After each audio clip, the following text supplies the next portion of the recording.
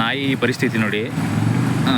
Dog ಇದು ಬೀದಿ street ಅಂದರೆ ಸ್ಟ್ರೀಟ್ ಡಾಗು, ಬೀದಿ ನಾಯಿ ಇದು ನೋಡಿ. ಯಾರೋ ಪಾಪ ಇಲ್ಲಿ ಎಸ್ತಿರೋ ಕಸ ಪಸ ಅದರಲ್ಲಿರೋ ಎಂಜಲು ತಿನ್ನೋ ಒಂದು ಪರಿಸ್ಥಿತಿ ಬಂದಿರುತ್ತೆ ನೋಡಿ. ಮನುಷ್ಯನಿಗಾದರೆ ಈ ರೀತಿ ಇರಲ್ಲ, ಆದರೆ ಒಂದು ಪ್ರಾಣಿ ನಾಯಿಗಾದರೆ ಈ ರೀತಿ ಹೇಗಿರುತ್ತೆ ಅಂತ ನೀವೇ ನೋಡಿ ಡಿಸೈಡ್ ಮಾಡಿ.